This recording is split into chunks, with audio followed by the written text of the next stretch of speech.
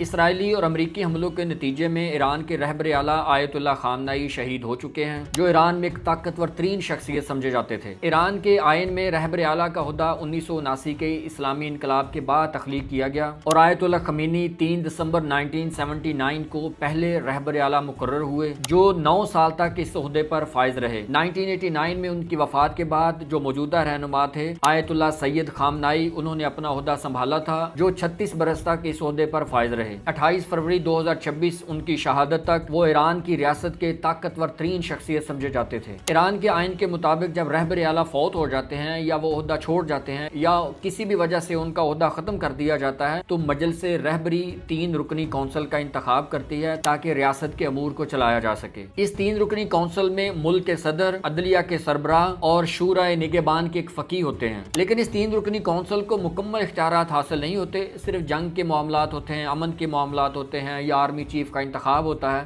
اس طرح کے جو اہم امور ہوتے ہیں وہ 3 رکنی کونسل سر انجام دیتی ہے۔ اس وقت اسلامی دنیا میں ایران شیعہ مکبہ فکر کے لوگوں کا ایک طاقتور ترین ملک سمجھا جاتا ہے اور اس کا سپریم لیڈر وہی بن سکتا ہے جس کو آیت اللہ کہا جاتا ہے۔ جو شخص آیت اللہ نہیں ہوتا اس کو سپریم لیڈر نہیں بنایا جاتا۔ لیکن جب سید علی خامنئی کا انتخاب ہوا تھا اس وقت وہ بھی آیت اللہ نہیں تھے، اس لیے ان کے انتخاب کو ویلڈ کرنے کے لیے قوانین بدلے گئے، آئین میں ترمیم کی گئی اور مجلس رہبری میں 88 علماء کرام ہوتے ہیں جن کو ایران کے عوام ہر 8 سال کے بعد منتخب کرتے ہیں اور آخری دفعہ یہ الیکشن 2016 میں ہوئے تھے۔ ایران کے تمام معاملات میں سپریم لیڈر کا بہت زیادہ اثر و رسوخ ہوتا ہے، اسی طرح مجلس رہبری اور شورائے نگہبان میں بھی ان کا اثر و رسوخ بہت زیادہ ہوتا ہے۔ اس لیے سید علی خامنئی نے کوشش کی تھی کہ پچھلے کچھ برسوں میں ان دونوں مجالس میں قدامت پسند لوگوں کو وہ لائے تاکہ ان کی سوچ کے لوگ زیادہ اکثریت میں ہوں۔ اور مجلس رہبری کا اجلاس اس وقت ویلڈ ہوتا ہے جب اس کے 2/3 ارکان یعنی 59 ممبرز موجود ہوتے ہوں، اور اگر 59 ارکان موجود ہوں اور اس میں سے 40 لوگ اس کی فیور میں ووٹ دے دیں تو رہبر اعلیٰ کا انتخاب مکمل ہو جاتا ہے۔ لیکن ایک بات بڑی اہم ہے کہ رہبر اعلیٰ کے انتخاب کا کوئی وقت مقرر نہیں ہوتا، کیونکہ 3 رکنی کونسل کام کر رہی ہوتی ہے، اس لیے ڈاکومنٹیشن ہوتی ہے، ایک مناسب وقت طے کر لیا جاتا ہے اور ان کا انتخاب کر لیا جاتا ہے۔ لیکن جب آیت اللہ خمینی اس دنیا سے رخصت ہوئے 1989 میں تو اس وقت مجلس شورا نے زیادہ دیر نہیں کی اور اگلے ہی روز سید علی خامنئی کا انتخاب کر لیا گیا تھا۔ ایران کے آئین میں رہبر اعلیٰ کی نگرانی کا کانسیپٹ بھی موجود ہے، یعنی ان کی نگرانی کی جا سکتی ہے اور اس میں اختلاف رائے بھی پایا جاتا ہے، لیکن رہبر اعلیٰ کو اسلامی انقلاب کی نشانی سمجھا جاتا ہے، علامت سمجھا جاتا ہے، اس لیے اس طرح کی کوئی چیز سامنے آتی ہے تو اس کو بغاوت کے زمرے میں لایا جاتا ہے، کیونکہ رہبر اعلیٰ بہت زیادہ طاقتور ہوتا ہے، اس کے پاس بہت زیادہ اختیارات ہوتے ہیں، حتیٰ کہ وہ ریفرینڈم بھی کرا سکتا ہے۔ ایران کی تمام مسلح افواج کے سربراہان کی تقرری بھی وہی کرتا ہے اور صرف رہبر اعلیٰ ہی جنگ ختم کرنے کا یا جنگ شروع کرنے کا اختیار رکھتا ہے۔ اگر حکومت اور اداروں کے درمیان کہیں اختلاف سامنے آ جاتا ہے تو پھر بھی رہبر اعلیٰ سے رجوع کیا جاتا ہے، اور اگر آئین کی تشریح کا معاملہ ہو تو شورائے نگہبان اس کا فیصلہ کرتی ہے۔ ایران کے جو خبر رساں کے سرکاری ادارے ہیں ان کا انتخاب بھی رہبر اعلیٰ کرتے ہیں، اور اسی طرح عدلیہ سے کوئی شخص سزا پاتا ہے تو اس کو معاف کرنے کا اختیار بھی ان کے پاس ہوتا ہے، اور رہبر اعلیٰ کے پاس یہ بھی اختیار ہوتا ہے کہ وہ اپنے اختیارات کسی اور کو ڈیلیگیٹ کر دے۔ سید علی خامنئی کی شہادت کے بعد 3 رکنی کونسل کام کر رہی ہے، ہو سکتا ہے اگلا انتخاب لیٹ ہو کیونکہ جنگی حالات ہیں، پورے خطے میں بہت زیادہ ٹینشن ہے اور اس وقت جیو پالیٹکس ایک نئے دوراہے پر کھڑی ہے، اور ایسا ممکن نہیں لگتا کہ رہبر اعلیٰ کا انتخاب بہت جلد ہو جائے گا،